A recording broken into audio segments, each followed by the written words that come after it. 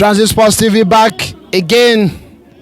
We're going to have our Saturday roundup, EPL roundup. And I think it's fair now to say that we have two horse race in EPL. You remember Chelsea drew this morning 2-2 to Newcastle. And Manchester City followed by a win 3-0 to West Ham. And Arsenal, the two last games of the day, beats Everton 1-0 at the Hill-Dixon Stadium. First time Arsenal will play at that stadium against Everton. And Arsenal are now 10 points ahead of Chelsea, 3 ahead of Manchester City, and 6 points ahead of Aston Villa before Villa will play tomorrow. But let me correct myself. I think we'll have 3 horse race now. Aston Villa, depending on what they do tomorrow. If they win tomorrow, then yes. But if Villa lose tomorrow, we probably will be looking at a 2 horse race. Manchester City are fully back into the race. Pep Guardiola this week said he's not very sure that Manchester City are at the level that he would expect them to win the league. I don't know if it's mind game or he really mean it. And I want to say maybe he means it because yes, they won 3-0 today, but I can't remember the last time Manchester City kept a clean sheet. So we're going to talk about these games today, the 17th game week of the season. There are still a lot of games to be played, but it's really shaping up. That gap is beginning to increase between the top 4 and the rest of the teams, and especially the top 2, Manchester City and Arsenal, and eventually Aston Villa if they win tomorrow. And about City, there was never a time they were under any kind of threat from West Ham. Right straight up in the first 6 minutes, they scored their first goal, and it was one-way traffic throughout that game. So I'm not going to bore you with that game, but let's talk about Arsenal and Everton. If you're an Arsenal fan or if you've been following EPL, it's one of those games that you feel that Arsenal might drop points. And being away from Everton, David Moyes, long ball, and all that, he won't be surprised if Arsenal don't win today. And Arsenal won, but there are a few highlights to that game. First of all, credit to Arsenal. They did not panic, but they also played with the handbrake on. Second point, the defensive resilience which they played today.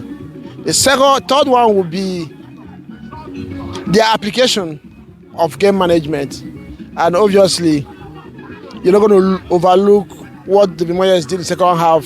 They approached Everton through into the game to try to get something out of it. It nearly paid off in some times. Arsenal escaped with a very close call in the penalty shout. And so looking at it, Arsenal went into the game, they played with the handbrake on, but there was no panic compared to what we have seen before. You could see straight away that the quality between these two teams, that Arsenal was a better team than Everton.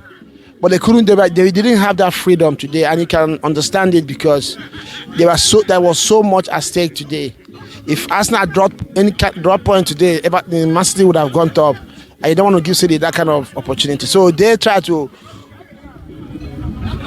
play with caution while trying to find a way to break Everton down. Eventually, they had their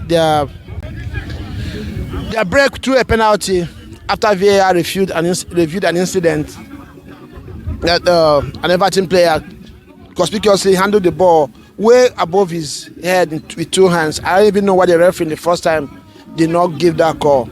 And Gyökeres, who we know is a very good penalty taker, did not hesitate to fire that one. And that was the only goal of this game. The second thing I noticed about this game was Arsenal's ability to manage this game. They passed the ball around in triangles and try to if you remember last season, I was saying this a lot. Arsenal don't know how to use the entire length and breadth of the field. But today, this is the first time I will see Arsenal toss the ball around, not in close proximity, but expressing themselves and dragging Everton all over the pitch. And David Raya was very, very instrumental to that today, because most of the time they used him as the last man. And once Everton tried to press Raya, he always picked his passes very neatly today, and he helped Arsenal to manage the game. So the game management today was top notch. I know if you're an Arsenal fan, if you're emotionally invested in this game, you will have your heart in your hand. But you could see that they really knew what they wanted to do. The third talking point was Everton, actually. And this is David Moyes. David Moyes, second half of this game, knew that the new way that they could get something from this game was by going long. He made his substitution, brought in Beto, who I don't rate as a striker, but he's very, very stubborn. He won't let your defense rest. You know that when he gets a chance, he might not sort it away, but he will give a lot of pressure to your defense. And once he came in, Everton was going long straight up. You could see straight up what the game plan was. And this was the only time Everton decided to worry Arsenal some type of way. And there was even a time that Beto robbed Saliba of possession and nothing came out of it. So yeah, Everton knew that they could not match Arsenal toe to toe. They knew that even if they couldn't even play low blocks throughout the game. So what they did was try to say, you know what, our backs are on the wall right now, let's try to go long. And they did it perfectly well. But again, Arsenal had a very good defensive resilience today, and they stood Everton. And Nick takes me to the last point, the defensive resilience of Arsenal. It's no longer history, it's no longer something to doubt or talk about that Arsenal has a very good defensive record. Today, again, they showed why they're the best defensive team in EPL, if not in Europe. They didn't even give. Everton had 0.28 SG. There was no even sniff. There was no chance of Everton scoring goal today for 90 minutes. So yeah, and credit to Arsenal for that. They were very organized and they tried to push forward. Eucharist, little by little, is showing signs of what he can bring to Arsenal. And hopefully, in the coming weeks, as he gets better physically, he will start to deliver. 7 goals now for Eucharist in 17, I don't know how many games he has played for Arsenal. So yeah, the title race is heating up. Arsenal still on top of the league, 2 points ahead of City.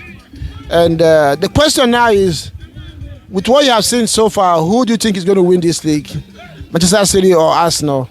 I still believe that Arsenal will still win this league. I don't think City defensively are strong enough, and their heavy reliance on Eden Haaland probably will cost them at the end of the day.